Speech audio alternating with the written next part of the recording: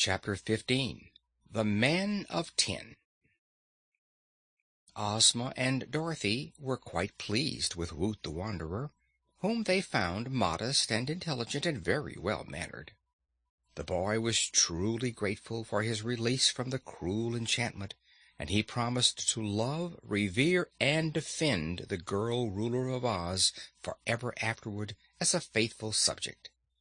"You may visit me at my palace if you wish," said Ozma, "where I will be glad to introduce you to two other nice boys, Ojo the Munchkin and Button Bright."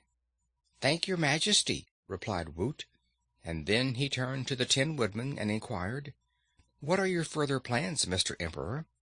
Will you still seek Nimmy Amy and marry her, or will you abandon the quest and return to the Emerald City and your own castle?" The Tin Woodman, now as highly polished and well oiled as ever, reflected a while on this question and then answered, "Well, I see no reason why I should not find Nimmy Amy. We are now in the Munchkin country, where we are perfectly safe, and if it was right for me before our enchantment to marry Nimmy Amy and make her Empress of the Winkies, it must be right now, when the enchantment has been broken and I am once more myself. Am I correct, friend Scarecrow?" "You are indeed," answered the Scarecrow. "No one can oppose such logic." "But I'm afraid you don't love Nimmy Amy," suggested Dorothy. "That is just because I can't love anyone," replied the Tin Woodman. "But if I cannot love my wife, I can at least be kind to her, and all husbands are not able to do that." "Do you suppose Nimmy Amy still loves you after all these years?" asked Dorothy. "I'm quite sure of it, and that is why I am going to her to make her happy. Woot the Wanderer thinks I ought to reward her for being faithful to me after my meat body was chopped to pieces and I became tin. What do you think, Ozma?" Ozma smiled as she said, "I do not know your Nimmy Amy, and so I cannot tell what she most needs to make her happy. But there is no harm in your going to her and asking her if she still wishes to marry you. If she does, we will give you a grand wedding at the Emerald City, and afterward, as Empress of the Winkies, Nimmy Amy would become one of the most important ladies in all Oz." So it was decided that the Tin Woodman would continue his journey, and that the Scarecrow and Woot the Wanderer should accompany him as before. Polychrome also decided to join their party, somewhat to the surprise of all.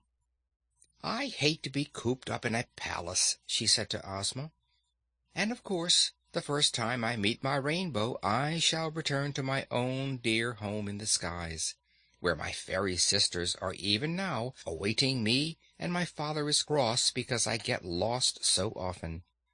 But I can find my rainbow just as quickly while traveling in the Munchkin country as I could if living in the Emerald City, or in any other place in Oz. So I shall go with the Tin Woodman and help him woo Nimmy Amy."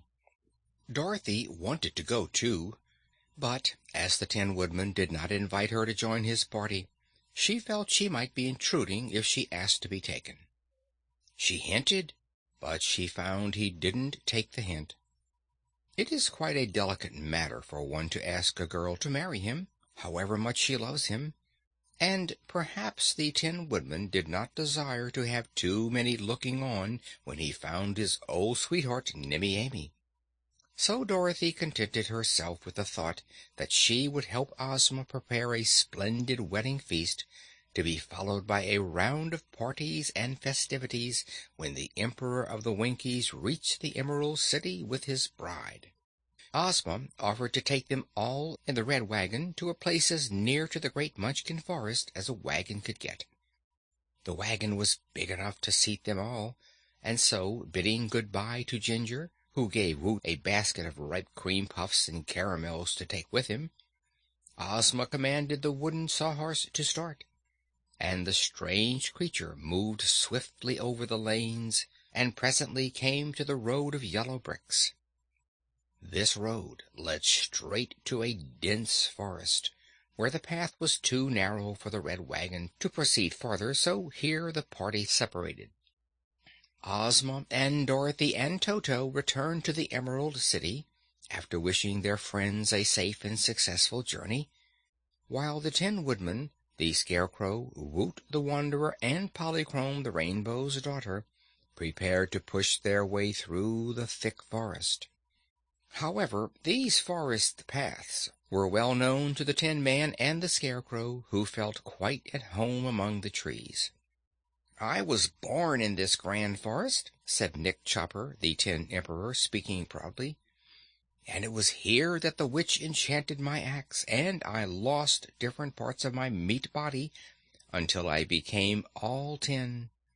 Here also, for it is a big forest, Nimmy Amy lived with the Wicked Witch, and at the other edge of the trees stands the cottage of my friend Kuklip, the famous tinsmith who made my present beautiful farm." "He must be a clever workman," declared Woot admiringly. "He is simply wonderful," declared the Tin Woodman. "I shall be glad to make his acquaintance," said Woot. "If you wish to meet with real cleverness," remarked the Scarecrow, "you should visit the Munchkin farmer who first made me. I won't say that my friend the Emperor isn't all right for a tin man, but any judge of beauty can understand that a Scarecrow is far more artistic and refined." "You are too soft and flimsy," said the Tin Woodman. "You are too hard and stiff," said the Scarecrow. And this was as near to quarreling as the two friends ever came. Polychrome laughed at them both, as well she might, and Woot hastened to change the subject. At night they all camped underneath the trees. The boy ate cream puffs for supper and offered Polychrome some, but she preferred other food and at daybreak sipped the dew that was clustered thick on the forest flowers. Then they tramped onward again, and presently the Scarecrow paused and said, "It was on this very spot that Dorothy and I first met the Tin Woodman, who was rusted so badly that none of his joints would move. But after we had oiled him up, he was as good as new, and accompanied us to the Emerald City." "Ah, that was a sad experience," asserted the Tin Woodman soberly. "I was caught in a rainstorm while chopping down a tree for exercise, and before I realized it, I was firmly rusted in every joint. There I stood, axe in hand, but unable to move for days and weeks and months. Indeed, I have never known exactly how long the time was, but finally along came Dorothy, and I was saved. See, this is the very tree I was chopping at the time I rusted." "You cannot be far from your old home in that case," said Woot. "No, my little cabin stands not a great way off. But there is no occasion for us to visit it. Our errand is with Nimmy Amy, and her house is somewhat farther away to the left of us." "Didn't you say she lives with a wicked witch who made her a slave?" asked the boy. "She did, but she doesn't," was the reply.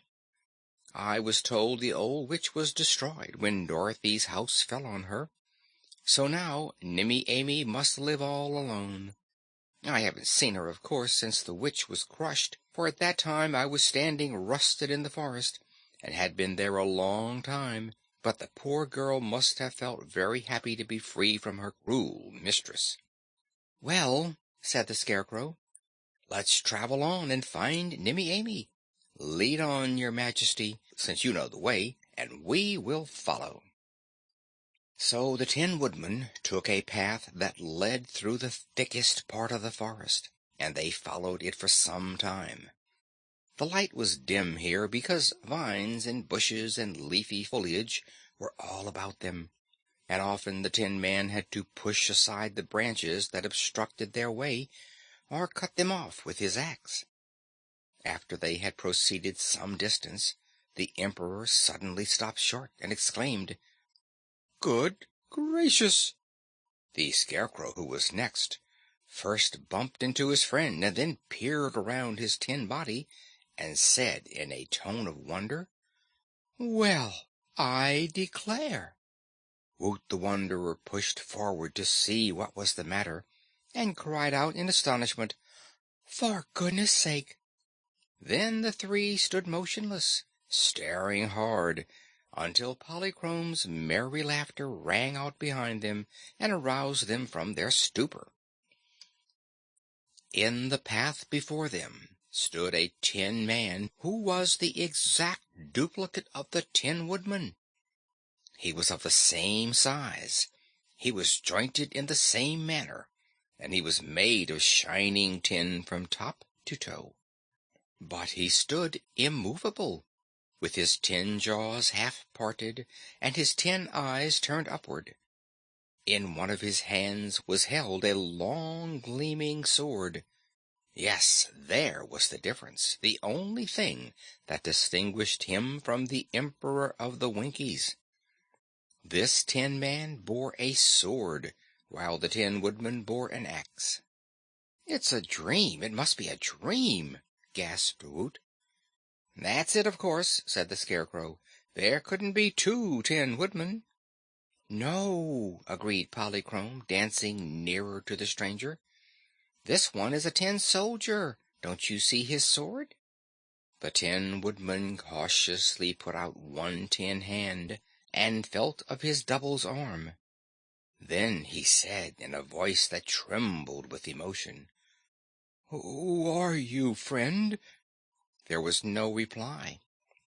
"Can't you see he's rusted, just as you were once?" asked Polychrome, laughing again. "Here, Nick Chopper, lend me your oil can a minute."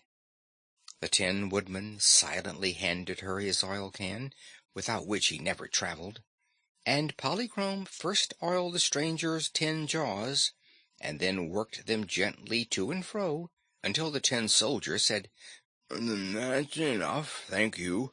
I can now talk, but please oil my other joints."